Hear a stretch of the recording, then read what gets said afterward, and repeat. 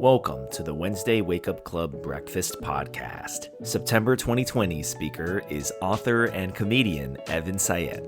Recorded live here at the Stephen P.J. Wood Building in Arlington, Virginia, Evan lectured about woke supremacy, the difference between system and ideology, and the parallels of the previous century to today. So get some cheese whiz on your bagel and take a sip of your cappuccino, because you're listening to the Wednesday Wake Up Club Breakfast Podcast. Are you interested in running for office? Want to work on a campaign? At the Leadership Institute, it is our mission to increase the effectiveness of conservative activists and leaders in the public policy process. We offer over 40 different trainings, including campaign management school, on-camera TV trainings, and writing workshops. If you want to make a difference in public policy, visit leadershipinstitute.org. That's leadershipinstitute.org. Thank you, Morton, and thank you, Deirdre, for having me. The last time that I spoke to an organization like this and gave a lecture along these lines was, in fact, that Heritage Foundation speech all those years ago. And in that talk, what made it so successful was that I laid out the ideology of those that I then called the modern liberal.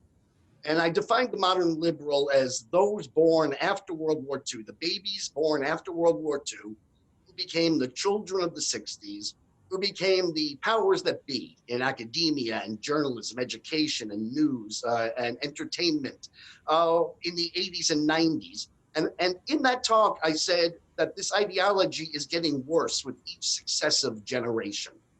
And the reason for that, I guess, is somewhat self-evident. As the influence of the last of the great generations was waning, as those who held this ideology were coming more and more into power through both natural attrition and through some Soviet-style purging, they then began to raise the next generation and the next generation so steeped in the orthodoxies and the narratives of modern liberalism, and so outlawed any alternative point of view that subsequent generations have now become what I call the woke supremacy. So the modern world, though, is, and let me take that back. When you are hoping to start a regime, right, when you're hoping to take over the government, there are two aspects to any regime. One is the ideology. And that's what I discussed in the Kindergarten of Eden, how the modern liberal thinks, as well as that original speech. But the other is the system. Right? There's the system of governance, and then the ideology that employs that system. So last time in the other talk, I spoke about the ideology. Today, I want to address the system of socialism. And the modern world, as I define it, as I slice it, began almost exactly 100 years ago when three things happened almost at once. The first was World War I, which left the most advanced cultures in human history physically decimated and financially bankrupt. Because of their participation in that foolish war and their inability to extricate themselves from it, the most advanced cultures in human history, the governance, the system, was seen at that point as no longer viable. At exactly that same moment, two new systems of governance burst upon the scene.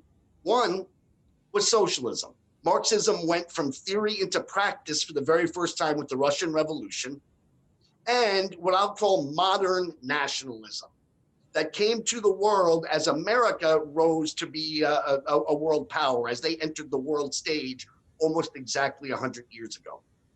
These two systems, socialism and what for now I'll call modern nationalism, are diametrically opposed and mutually exclusive. And because they have been warring for acceptance, and warring in any number of various ways, warring through actual battles, warring through attrition, warring through proxy, warring through economics. But for 100 years, it has been modern nationalism, American-style nationalism versus socialism. When the German socialists were defeated, and then with the collapse of the Soviet socialist empire, it was generally recognized that this battle had been won. I mean, Francis Fukuyama called it the end of history in that the search for the best system of governance had been decided, and the winner was the prosperity and the progress and the good health and the long life brought by nationalism, modern nationalism. And the loser, it ended up on the ash heap of history, as Ronald Reagan said it should, was the devastation and the human devastation, the economic devastation of socialism. Well, socialism is back. It's calling itself democratic socialism this time. But the great argument that I make in my book, The Woke Supremacy, is that socialism is misunderstood to be an ideology. It is not an ideology. It is a system of governance and a way of organizing the globe that any number of ideologies can then embrace. So as I go through my talk, I'm going to mention people like Stalin, Lenin, Hitler, Mao. And I want it to be very clear that I am not comparing democratic socialism to Hitlerism, Leninism, Stalinism, Maoism. Those are the ideologies. What I'm comparing it to is the system of governance that is socialism. So let's start with just something so obvious that not even the Democrats even attempt to deny it any longer. Hitler was a socialist. I mean, it's an awfully hard thing to try to deny when the name of your movement, the name of your party is the National Socialist Workers' Party, and the government he controlled all of the essential means of production, as well as the culture itself. I mean, that's almost the very definition of socialism. In fact, what the Democrats tend to do is say that Hitler was the wrong kind of socialist, right? While he was a national socialist, the emphasis being on his nationalism, they are democratic socialists. And therein, at least they say, lies all the difference. The problem is that these modifiers that the left uses to kind of muddy the waters don't in any way actually change the system they all equally embrace. The word democratic, as in democratic socialism, it doesn't refer to a system of governance.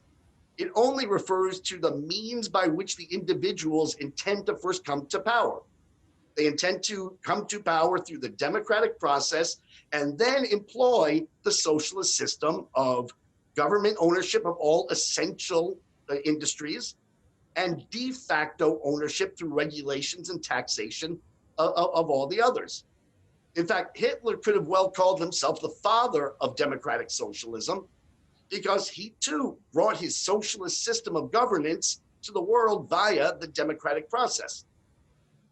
At the same time that Hitler was a national socialist, a nationalist modifier, no more proves Hitler to have been a nationalist than the fact that LeBron James plays basketball in the National Basketball Association. Right? James is simply too good a basketball player to play at a local or a regional level, so he played in the National Basketball Association. Hitler was too good a socialist to govern on just a local or regional level, so he headed up the National Socialist Party. Hitler's movement wasn't the Nationalist Socialist Party, it was the National Socialist Party. Its name no more proving it to be a nationalist movement than the Democratic National Committee, the National Academy of Motion Picture Arts and Sciences, or even the National Sewing Club for that matter. The fact that Hitler wasn't a nationalist should be obvious to even the most casual observer of history. After all, one of the first things Hitler did when he came to power was to destroy the nationalist symbols of Germany.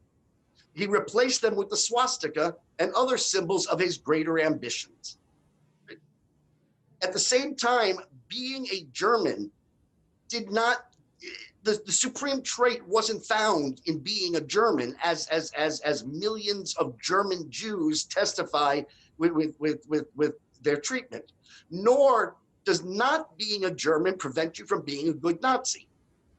When being a German comes with no special protections and not being a German comes with no disqualifying costs, it's hard to argue that Hitler was a German nationalist.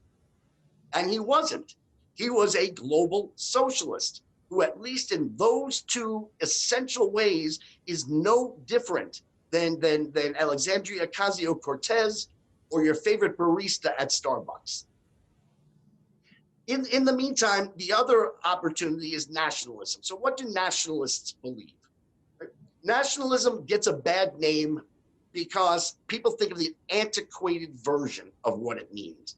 See, prior to America's arrival on the world stage, the nationalists believed that their king or their czar was anointed by God. And thus their fealty, their loyalty was to the anointed, to the crown, to the czar, not to their country and not to their fellow countrymen. In fact, when the modern liberal or the woke argue against nationalism, they're actually weakening their own position. Because the nationalism of old is more like socialism in that a venerated government owns everything within its realm. What the modern nationalist believes, and I'm just going to call us nationalists from now on, is that the world with its 8 billion people, its 7,200 languages, its 4,200 religions, and an incalculable number of further complicating issues such as climates, varying climates, natural resources, topographies, and whatnot is too complex for the kind of one-size-fits-all policy that globalism and socialism require. You see, Hitler tried to take over the world. People who try to take over the world, who want one world governance, are called globalists. The people who fought Hitler, who sought to protect their fixed borders and their national sovereignties, were called nationalists. What a globalist intends to do with the globe differs and can differ greatly depending on the ideology of the globalist, but anyone who seeks one world governance is a globalist. What the nationalists seek to do with their nations can differ and differ greatly depending on the nations themselves. But those who seek to retain fixed borders and national sovereignty are the nationalists. Now, not all globalists are socialists, but all socialists are globalists. In fact, it's written into the very founding document of socialism. It's why Karl Marx made his ultimate call to action, right? Not just for the people of Russia to unite, not just for the people of, say, Europe to unite, but for the people of the world, the workers of the world to unite in what he intended to be a global revolution.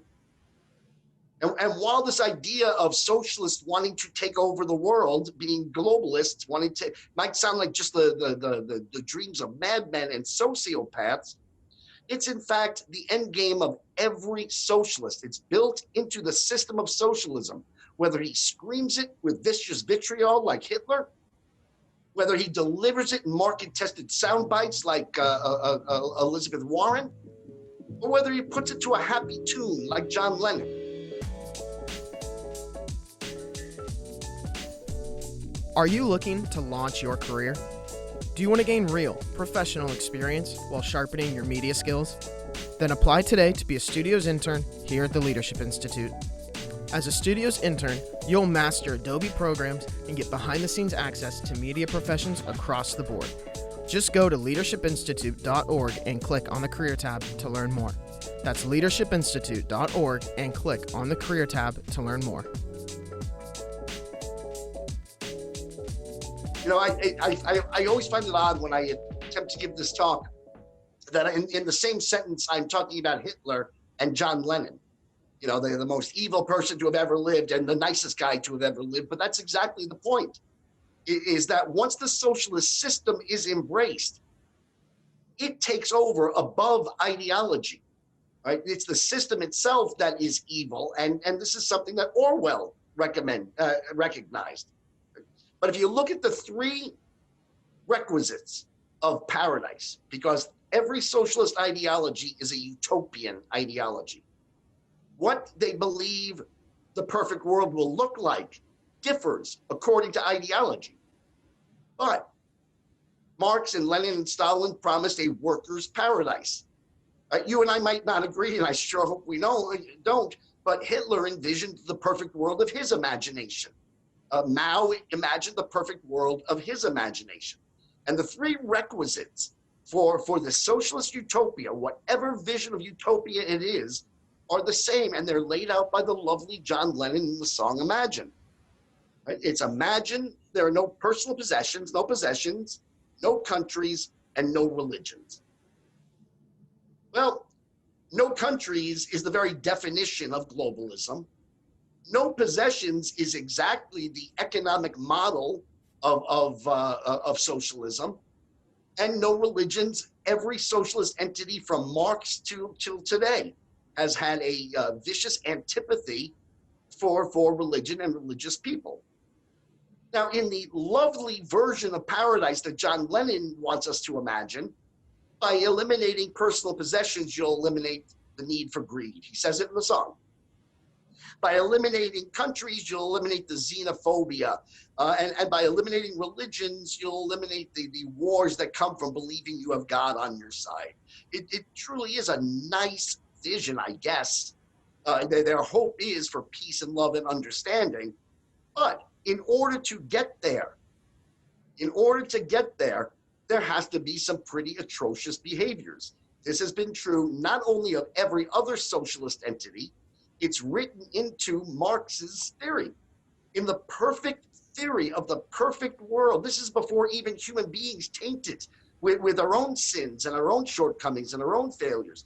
In the perfect writing of the theory, Marx says there must first be a dictatorship of the proletariat. That's the stage we're in America right now with the woke supremacy.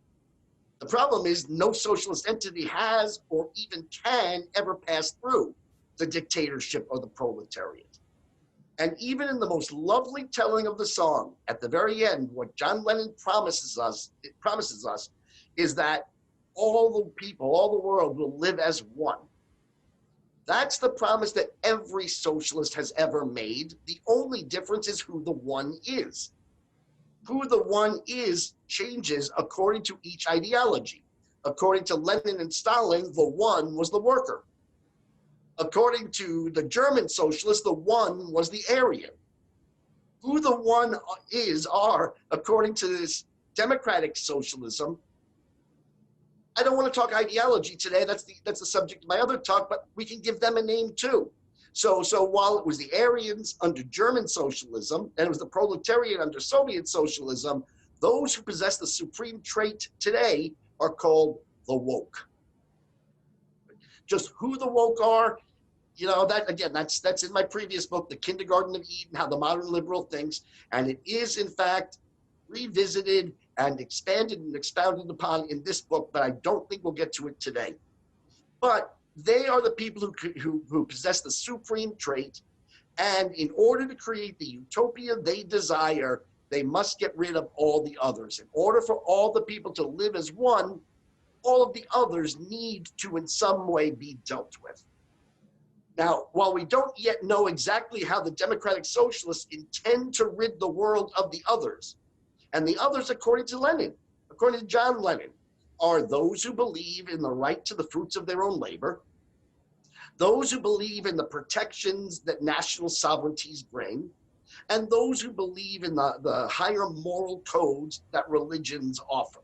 Those are the people that have to be taken care of, dealt with, in order for the world to live as the one, all of us being woke. Now, we know how previous socialist administrations, regimes, took care of their others. Right? Stalin and Lenin took care of the others with gulags and exile to frozen tundra and permanent confinement to mental institutions. Hitler went with the more effective and efficient gas chambers and ovens, while Mao went to look to save on material costs and went with mass starvation and the killing fields. And while we typically associate those atrocities with the individuals or with their ideologies, the truth is that gas chambers and gulags and killing fields are not ideologically driven. Who is sent to them is. Hitler didn't dream of a world. He didn't imagine a world with gas chambers and ovens. He imagined the paradise he imagined after the gas chambers and ovens had accomplished their purpose. Mao didn't imagine a world with millions of bodies littering the fields of China. He imagined the paradise of his imagination after the killing fields had accomplished their goals. Right? Lenin and Stalin didn't imagine a world of gulags and exile. And they imagined the workers' paradise that would come after the others had been silenced. Well, if they could have just snapped their fingers, if they could have just waved a magic wand, if they could have just clapped their hands and accomplished exactly the same goal, ridding the world of all the others, they would have. Their goal, that was just the dictatorship of the proletariat. That was just the thing that needed to be done to take care of the others. Well, those were just the technologies available in a more primitive cancel culture. Nazi Germany was a cancel culture. The Soviet Union was a cancel culture. Mao's China was a cancel culture. And today's democratic socialists are trying to inflict upon us a cancel culture. They simply have more advanced technological means of doing so. They can write code. And while, of course, it's less bloody, and thank God that it is, and it's less deadly, and thank God that it is, it's also more easily hidden because you don't need train tracks, and you don't need guard towers, and you don't need death camps and gulags. It's more easily hidden, it's more easily denied, and most frighteningly, it's more easily employed prior to winning the revolution. See, up until now, those atrocities, the canceling of the others, could only have been committed once they had taken over the government. Because you need the government money, you need the government resources, you need the government manpower in order to run a gulag or a gas chamber.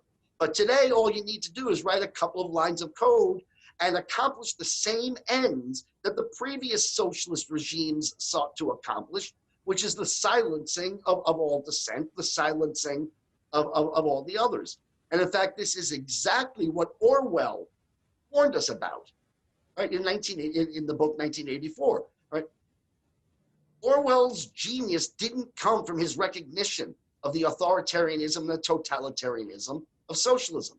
This was well known by any and all, and as I said earlier, even written into the founding document, the dictatorship of the proletariat.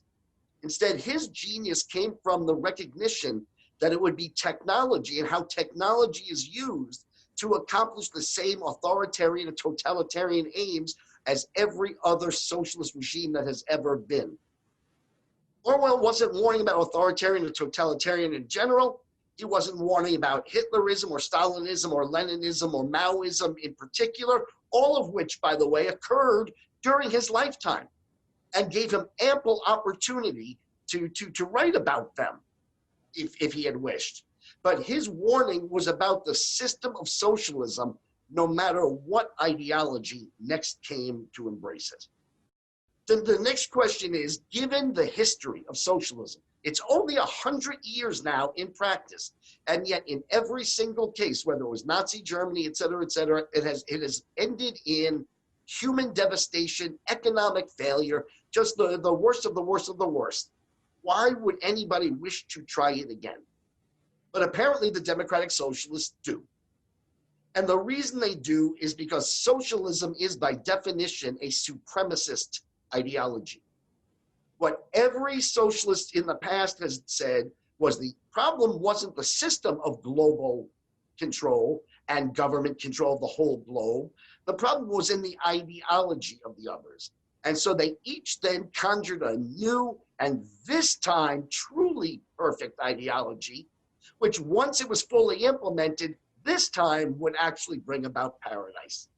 And so up until this point, I'm putting ideology totally to the side in the fact that it is a socialist, globalist, and supremacist movement that is part of a cancel culture. There is still no difference between those who now call themselves the woke and every one of these evil regimes that nationalism has been fighting for the past 100 years, since we both arrived on the stage, on the world stage, and duked it out for which would be the system that would bring peace and prosperity to the world. in addition to having given themselves a name, the woke, the Democratic Socialists have given a name to those of us who oppose their socialist, globalist, supremacist ideology. They call us haters. Now, hate has absolutely nothing to do with either the ideology or the system embraced by those of us who oppose the woke supremacy. It's simply a word that they have chosen, like all supremacist movements do, to dehumanize and dismiss those who get in their way. It is no different than how the previous Democratic Party supremacist movement in the South, in the old South, called black people the N-word in order to dehumanize them and dismiss them. And it's no different to how some people call Jews as a way to dismiss and dehumanize them. They simply call us haters. The reality is, as one might suspect in a supremacist movement, it's actually the woke who are the haters. And I don't see how anybody could look at the way that they've treated President Trump and his supporters who could conjure any word other than hate to describe their emotionalism. And whether you believe that those who support President Trump deserve to be hated is irrelevant to the conversation at this point. Every supremacist believes the other deserves to be hated. And besides the fact that in the latest socialist violence, they've been attacking the Lincoln Monument, the Vietnam War Memorial, tombstones at veteran cemeteries, makes clear it's not even Trump that they hate. It is America that they hate. And why they hate America, again, it goes back to their ideology, and that's for another time. I want you to keep in mind that every other supremacist movement that has ever been also saw America as their enemy, whether it was the secessionist white supremacists of the South, whether it was the Japanese and German supremacists in World War II, whether it's the Islamicist supremacists today. Every supremacist movement sees America as its enemy because nationalism and supremacism are diametrically opposed and mutually exclusive. Thanks for listening to the Wednesday Wake Up Club Breakfast Podcast. If you enjoyed this episode, remember to share and subscribe wherever you listen to this podcast. To listen to more breakfast, head over to the Leadership Institute YouTube channel. And to see who our next WWCB speaker is, visit our website at leadershipinstitute.org. The Wednesday Wake Up Club Breakfast Podcast is produced and edited by Alexander Chang, with support from Tiffany Roberts and Jared Cummings. Advertisements by Alexander Chang and Christopher Olson. Executive produced by David Fenner and Morton Blackwell.